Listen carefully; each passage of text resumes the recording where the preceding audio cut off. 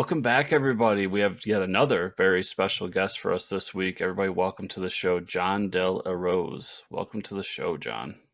Hey, thanks for having me. Yeah, of course. And you've done such cool stuff. Talking about artificial intelligence, and we could probably sit here and talk about that for a long time. But with AI war stuff, but we like to do the origin story of you and your hopefully love for comics. I know you read some comics, so let's start there and see where that takes us. So, where did it all begin for you? My aunt got me a subscription to Amazing Spider-Man when I was like 8 or something like that for Christmas, and then they just started showing up. At Christmas I was kind of annoyed because she just gave me this card saying I had a subscription. It's a lame present at the time. It sucks. And then once it just started showing up in the mail, I was very happy. The first one that came was actually Amazing Spider-Man 375, which is that big gold cover with Venom and Spider-Man on it. So it was all shiny, and as an 8-year-old I'm just like, wow, it's worth more because it's shiny. That's how it goes. Yes. Yeah, of course. So I just started collecting from there, and then I realized as I went to comic shops, whenever my mom would take me, that there was not just Spider-Man, that Marvel flooded the market with Spider-Man, and I had to save up allowance to buy Spectacular Spider-Man and Web of Spider-Man, and then Spider-Man Unlimited. And then I'm just like, this is insane. I can't afford this. And I did anyway, just like everybody else. That's the bane of the comic collector, is like, I can't afford this, but I gotta buy it anyways. Yeah. Yes. do I need all these tie-ins? Sometimes it's exhausting, right? Of like, and there's a Superior Spider-Man now, and it's like, well, it's like I just went through the previews catalog today, and I was going through the Heroes Reborn stuff. I'm like, well, I want Heroes Reborn. Do I want all these tie? Yeah, I want all these tie-ins too. How much money is this going to cost me? Yeah, for the one that just came out this week. Okay, I haven't looked at that yet. Yeah, I've stopped getting single issues at all unless it's like a crowdfund indie creator at this point. So I get the big omnibuses. I don't know. Is this a video podcast or is it not? Oh yeah, we do videos. Okay, cool. Yep. So I'll hold up a big omnibus for an example. I like these things because you get 1,200 pages and you're set for a while, and and also it's useful as a blunt weapon if somebody tries to attack me. So nobody suspects you'll use a book, right? Yeah. Well, just so everybody knows, John has real comic cred. I saw on Twitter you recently got a whole bunch of the old Valiant omnibuses. All of them, as a matter of fact. So I've been meaning to pick those up for a while because I've got a lot of the single issues, but I'm missing some key issues. And actually, bizarrely enough, some of those, Harbinger #1 is going for a couple $100 now. Yeah, it's weird. And it's I didn't even know people read Valiant, but you couldn't give those away. Maybe, I don't know, 5 to 10 years ago, you'd be in a 25-cent bin, and it'd be all this Valiant stuff. You know what I mean? But so they've got some omnibuses. Exo Manowar goes up through, I think, issue 25, and then Archer and Armstrong's complete. Ninja K is complete. Nice. Bloodshot goes up through issue 25, and Quantum and Woody's complete. So I really do want to get the second half of Bloodshot, or Exo Manowar rather, and Bloodshot. Yeah. And then they're coming out with Shadow Man later this year, which is going to be the first half of that series. Now I've got the whole run of Shadow Man in single issues, but I don't know. I don't like single issues. I would rather just have a giant book like that on my shelf that looks pretty. Right. And what I've noticed about moving a couple times with my long boxes is number one, they're heavy, and number two, you can't display these ugly boxes. No, you can't put them on a shelf and be look at that. It's really cool. I mean, they've done better the last couple of years. They put out those print boxes with actual characters on them and stuff like that that look nice. But I mean, even then, it's still a box. Yeah. It's not that impressive. I like those because I get all my Captain America issues are in Captain America boxes now. So it's really nice when I open the door and I'm just like, oh, look at those pretty boxes. Go put this in, close the door so nobody can see them. Yeah. Yes.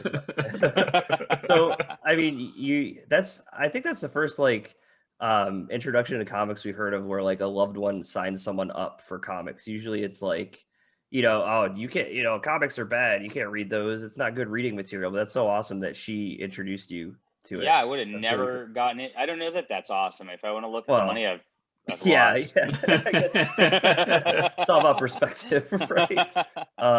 But yeah, so I mean, eventually you had your own ideas for writing and stuff like that, and was that what kind of got you into it? Was like, I could do this, and Yeah, I people mean, will read I what. toyed with it. I realized I'd been toying with it longer than I thought. There was a class in college where they actually did. They have University of California, Berkeley has these like student-run classes where you sign up and you get to take some extra things and do some pop culture stuff and have fun with it, which is good. It gets you together with some like-minded people. So I went into a comic class there, and I was the only one there. Interesting, because I'm at Berkeley, so these are all a bunch of hipsters. Yeah. So Oh I'm the yeah, only for one sure. there, and I'm just like, I just buy my Marvel comics every month. And Yeah. everybody else is just like, I like old EC comics or Adrian Tomine, and like I've got these Yeah. these fancy books, and I never was exposed to any of that before that. And I still, at the time, I was like, I'm sticking with my Marvel comics because all these are a bunch of hipsters. Hmm. Then like later on, I started to get into those too, and I'm like, oh, I get why they're into these now. Yeah. But I just wanted to write superheroes back then, and I found in my garage like a little notebook where I started scripting, Mm. like from that class, and it was very bad. It Oh was yeah. awful. But that apparently was my first attempt at comic books, Mhm. and I'm gonna upload that as a picture for my Patreon people later next Oh, month that's because awesome. it's pretty funny. Yeah. But I don't. It's cringy. But Yeah. then I just kind of gave up on it for a while. I just like after that class, I just didn't think about it for a long time. I started writing my novel probably after college and started thinking about it on that level of writing. And then I really just like started writing comic books because I got mad because Mm. I kept getting mad at comic books, Yeah. which is irrational, but I did. Mhm. And the first mad incident where I just like I really just rage quit and started throwing things away and things like that was of course One More Day in Spider-Man, because I was like, I had Spider-Man because I was subscribed to it since I was a kid. Right. And then they just like blow up this marriage thing and he makes a deal with the devil, and I'm like, this is not Spider-Man, this is garbage. So I got Uh, really mad. I yeah. rage quit. I quit Marvel Comics 100%. Hmm. I backed off to like only like Batman titles at the time, and then I started getting after that, that was around Cassandra Cain Batgirl era, I Okay. think. Okay. And then I liked that, and then that was canceled, and I kind of understood that Cassandra Cain I think was better at the front end of the series than the back end of the Yeah. series. Right. For sure. So by the back end, I'm like, yeah, I don't care that much at this point. And then they launched Stephanie Brown Batgirl, Hmm. and when I read Stephanie Brown Batgirl, I was like, I freaking love this. This is so Yeah. well done. Like this Right. should be a TV series. Hmm. Like it's great. You got Oracle, like the old Batgirl, like training her like she's Obi-Wan. Right. It's just like Yeah. this It's is really awesome. sweet. Yep. And I loved the character and I loved it. And then suddenly they're just like, nope, New 52. We're Yeah. just cutting it off. We're not explaining it. And Yep. Barbara Gordon is Batgirl again, and you can just go stuff it, comic book fans. Yeah. Right. Right. And at that point, I really rage quit again. I'm like, I'm never buying a Marvel or DC book ever again. Hmm. Hmm. These people just burn me at every turn. Yep. And then I started thinking, and I'm like, you know what? I'm so mad. I'm just going to write my own Stephanie Brown sort of character, and I'm just going Yeah. to make it. And that turned out to be my Flying Sparks comic as it developed. So I've Hmm. got kind of that vibe a little bit. There's no like Obi-Wan training her so much. There's a little bit, but it's not as pronounced as the Oracle thing. Hmm. Yeah, I just wanted a blonde superhero girl who wasn't very good at it and was like struggling to like get through college and try it and Yep. and have that whole personal element to it too. Right. And so that's what really prompted me to make my own, was just rage quitting comic books. There Yeah. you go. It's Yeah. it's funny, like New 52 is where it happened because like a lot of people jumped on there, but a lot of people got hurt there too. I Yeah. feel like, especially current fans, right? Like you said, I mean, the like break in the continuity was kind of just like it's a little jarring for Yeah. people. And I kind of get it. I mean, Yeah. you really do got to get that jumping on point for people in Mhm. comics. But I mean, at this point, now DC is doing it every like 18 months, resetting their universe. It seems like it's Yeah. crazy.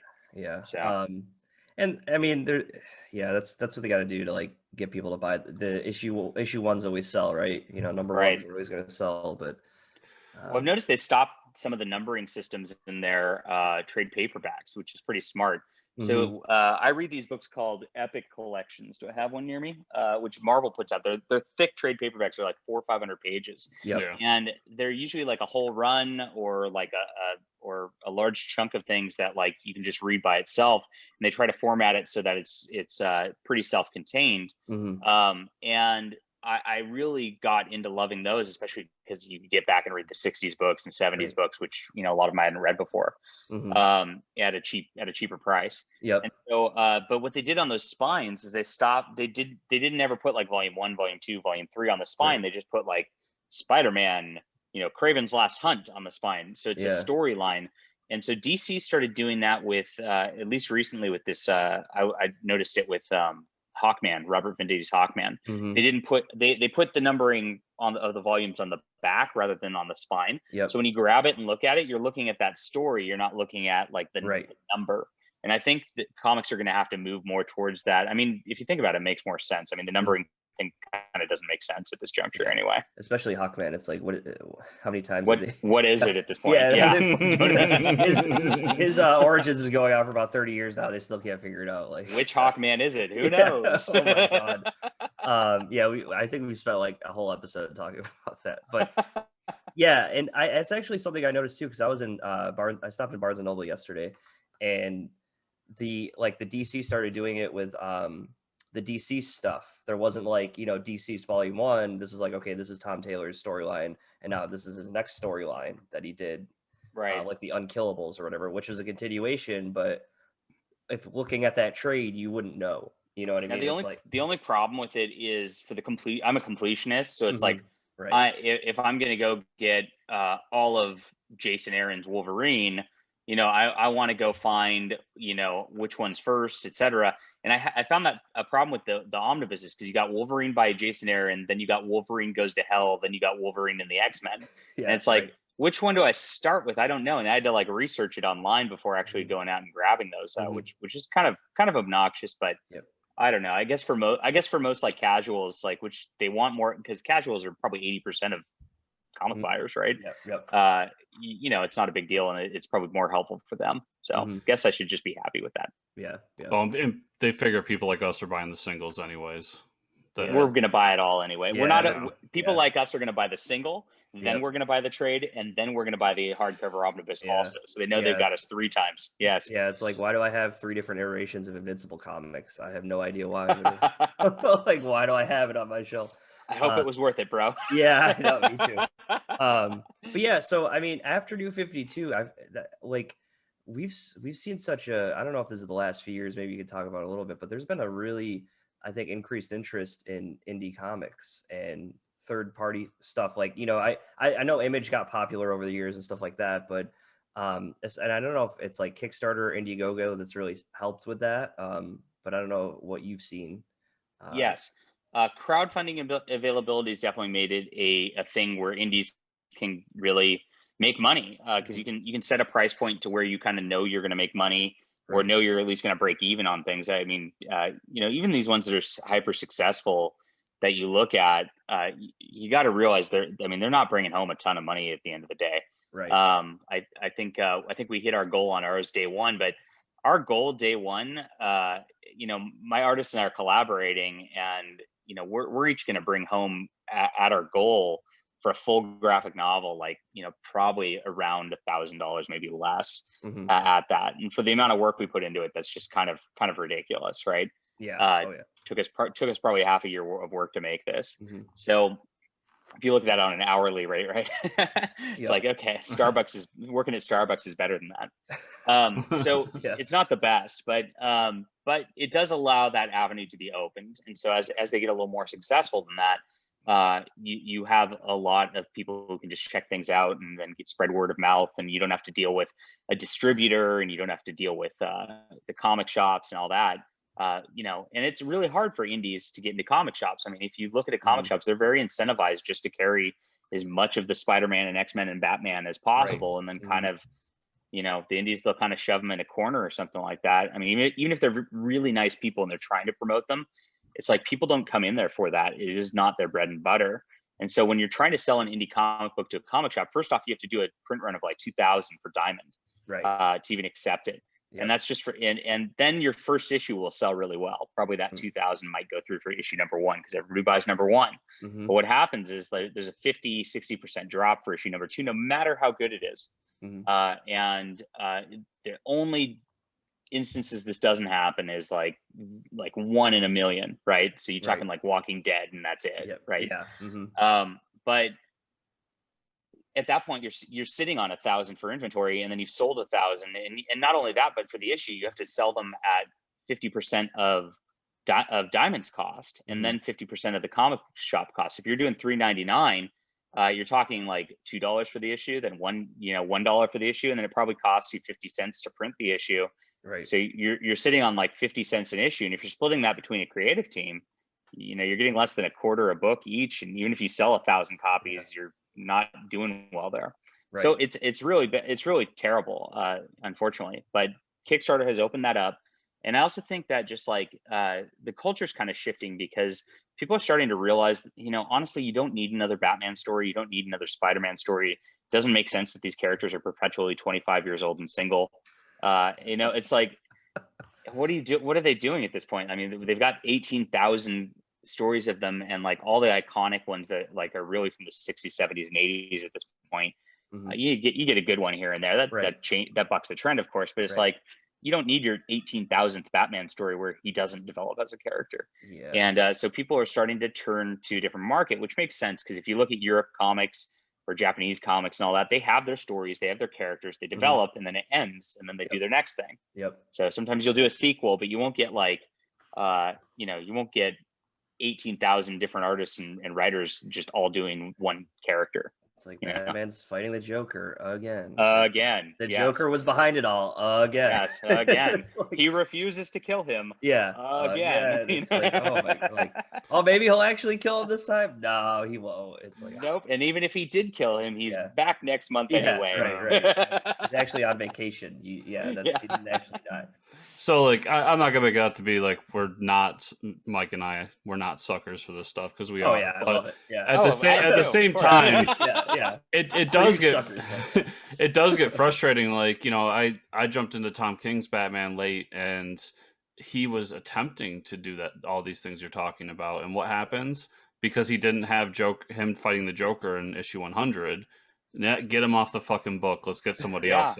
Right. Oh, it's terrible. And then you find out like the tertiary character, like the Hawkmans of the world, like the ones that nobody really pays attention to. Right. The writers actually get a little more flexibility, and the artists get a little more flexibility to where they can actually do interesting stories. So it's like you almost want to find something like that. And I was thinking about that before, but I mean, I love that book. Venditti just killed it on that. Oh yeah. And that's really where even the big 2 comics shine, are really not their flagship titles because they are incentivized to keep those at their iconic state because they want the movies and then all that. So if you got a property where it's not the movies, you definitely get a little bit better value for the stories, I feel like. And I agree with that because like the best DC character title that I read over the last couple of years was Dial H. Was that the Sam Humphries run, I think? Is that the one that's done in the deluxe hardcover now? Yeah. Yep. I need to pick that up. I think it's like 12 issues, and they did that alongside of the Wonder Twins too. That was another book that was 12 issues. They're like, oh yeah, you guys take these and do whatever you want with them, pretty much, because who cares about the Wonder Twins or Dial H? Like Dial H was a book, New 52, that died at like the time, So, but it was like these are amazing. Why is the Dial H the best book I'm reading right now? But it was awesome. And like Stephanie Brown Batgirl is another example. It's like nobody really cared about Stephanie Brown, so he just could do what he wanted with her, and that's why it worked really well. Yeah, for sure. So let's talk Deus Vult. Did I pronounce that right? Yeah, Deus Vult. Deus Vult, yes. Deus Vult. Okay. Which number one, I like the fantasy setting, and the art is amazing. So give us the rundown of what this story.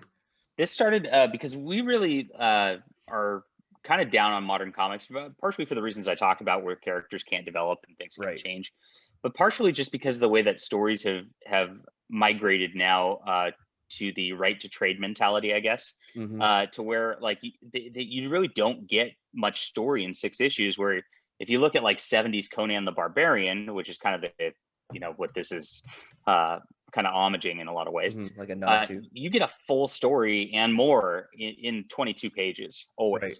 And so we went back to that. And then we also went to like, well, you know, the art style that a lot of people do lends itself towards these stories also, which, you know, we like that old 70s art style, and that's what makes us happy too. So it's like, let's do the art style that way. Let's do the writing that way.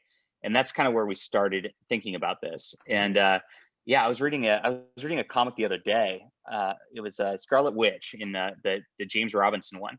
And it just had like, within one issue, it had multiple pages of 9 panels of just heads talking and like turning a little bit. And then there's like a ton of dialogue. And then each panel was just the same head. Right. And it's like, you know, you never go full Bendis. Yeah. And I was just reading this. I'm just like, this is such a trainer. I never want to see this. I never want to see a full page of heads talking like ever again. Right. Oh yeah. So we want to get back to action roots. We wanted to get back to just like a full story in a single issue. And we want to get to like just a sense of heroism that's kind of lost these days. There's a lot of like heroic introspection these days. Yep. Where it's like, you know, Tom King's Batman's a great example of that. He just kind of sits there and broods in his bat cave about how he like really never solves anything. Right. Partially because there's 10,000 issues of this, but partially it's like, you know, but I don't want to sit there and read whiny Batman, you know, at the same time. I want Batman to go out there and kick the Joker's butt if he's going to do it. Right. And so same thing, like, so I wanted a hero like an old Conan who's just going to go out there, just not be apologetic about it, and just do what he needs to do. Yep. So we thought about that for a bit, and I didn't want to copy the barbarian theme or anything like that. I wanted my own thing. And I noticed that there's not a lot of comics really set with medieval knights as like heroes at this juncture. I mean, there maybe were in the 40s and 50s, but that kind of went away too. And the medieval knight, with the concept of chivalry, the concept of like duty towards kingdom and God and all that, is a really cool spot to start. And everybody likes to subvert expectations, quote, with their villains these days, or heroes these days, by making them not heroic. So I'm going to subvert that expectation by making somebody just like very iconically heroic, right? And so I started from there, and I'm like, okay, well, I don't want to do a historical piece or anything like that, because there's a comic book, so let's jazz it up, Stan Lee style, right? So I have him. So he like classically, like, you know, you go into the cave and you end up in this fantasy world that comes from John Carter, from Edgar Rice Burroughs. So that started next. And so I'm like, okay, so he goes into this fantasy world. What do religious knights fight? Well, demons and Satan, you know, so this is going to be cool. So we get that. And so we get all these demonic looking creatures, which are cool. And of course you need somebody to protect from the demonic looking creatures. And I'm just like, what do people like that we can protect? And I was like, cat girls. Everybody loves cat girls from anime. So there you go. So we'll throw that in there too. Why not? And that's it. So it's really just the story of a knight who goes into a fantasy world. He's seeking the Holy Grail, like very classic. And we don't do none of the like the coconut stuff. None of that stuff. No? It's very serious. Okay. Holy hand grenades. No holy hand grenades. Holy hand grenade of Antioch. No, none of that. But of course, you think of that's a classic movie too, even though it's funny. But but we didn't go comedy with it. I played it straight on that level, because again, that subverts your expectation. You don't expect somebody to play a straight on that. And his quest leads him to having to free these people from oppression, which is just classic hero story. So damsel in distress, evil tyrant who's evil just because he's evil, because he's a demon. And then a personal quest and a quest to save a people. So that's what Deus Vult's all about at the end of the day. That's awesome. So you wrote this book thinking of me at night, then, is what you're saying? Yes. I heard Conan the Barbarian, I heard Satan, and I heard knights, and I'm in. What about cat girls? Cat girls. I mean, he doesn't want to admit it. The cat. He doesn't want to admit it on screen. It's okay. You can tell us after we're done recording. Chris, listen, the cat's trailer kind of gave me nightmares, mostly because there's no buttholes there, and I was a little confused. But well, if that worries you, then that's a whole Jurassic Park thing too. We could get into that, but Look, Elon Musk has tweeted that he is doing research into like genetically modifying cat girls into existence. So if that's the level of the zeitgeist that Elon's in for this, I figure we're it's gonna sell. Oh yeah. I'm the ride that Elon brings me down. So yeah, for sure. Let's go. Take me to space with some cat girls, I guess. But I mean, okay, so the project is on IndieGoGo. It's already funded, Right. but I mean, it's super popular, almost at 250% here with Yeah. 24 days left. But that doesn't mean to stop donating, right? I mean, to keep the money coming in for this book. Yeah, I mean, the more we produce, the more comic you get, and the more Yep. cool things we try to add to the comic. Mhm. Right now, I think we're going to add a nice old school style pinup for the next stretch goal Okay. at 25,000.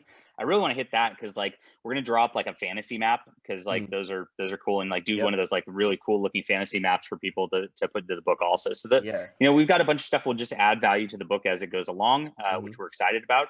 And of course, we just want more people to read this because that's the whole point at the end of the day.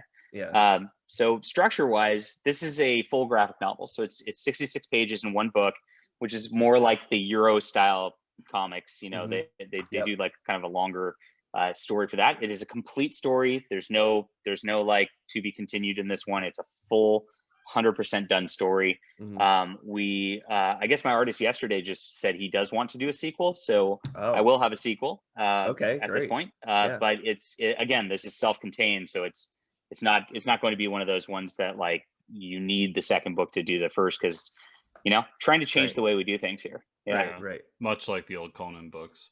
Yeah. Exactly. So anyone that jumps in today, as you're listening to this, not only can you get the book, but you've already reached stretch goals to get extra comics, including some of your old stuff like Flying Sparks and Cosmic Warrior. Right. And you're going to get a short prose based on I'm assuming that's the cat character, Kityan? Yes, those are the cat characters. Yeah. And if we keep it going, not only do we get what John just talked about, but what he doesn't talk about is that at 30,000, which is what Mike and I really want, they're going to illustrate the short prose of Kityan's story. Yes, you'll have a very nice classic pencil style illustration in there, like those old classic books that everybody had. I want everything just to be like something you would have got in the 60s or 70s. Like that's my entire goal. That's really cool. Yeah, I mean, you still got 24 days left to donate, and anybody that we'll always put the link below the video. Yeah, I mean, if we want our listeners and followers to follow you, where's the best place to send them for that too? I've got a website, so it's delaroz.com, DELARROZ.com. And I've got a newsletter on there. So the best thing is that not only that, but you when you sign up for my newsletter, you get a free graphic novel from me digitally, of course. Cool. So you get to check out my work for free. You get on the list, so like every time I have a new release, it's out. And for people who don't know, like I don't just like rest my laurels on these crowdfund campaigns, but I use these funds to like fund extra comic books, and then I put those out really inexpensively on Amazon. So it's like people can read different issues of comics for like $2.99 or $3.99, just like you'd get from a Marvel or DC comic. Because that's so cool. The whole comic medium is supposed to be like a pulp medium, so I'm very adamant that you should be coming out with something monthly at least, right?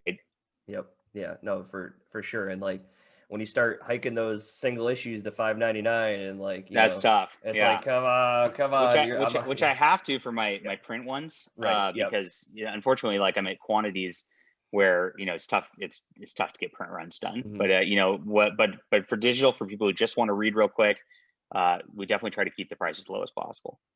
Awesome. Yeah, so everybody remember to go check him out on the website and everything, and those links will be down below. The IndieGoGo campaign and his website will be in the show notes. Yeah. John, thanks so much for being on. We really appreciate your time. Yeah, thanks, man. Cool. And we'll have to we'll look forward to talking to you again next time. Yeah, definitely. The next one. If you want to hear me ramble about Hawkman and Batgirl some more. Yeah. Oh, for sure. more character. Yeah. All the characters nobody wants to talk about. Let's go. Awesome.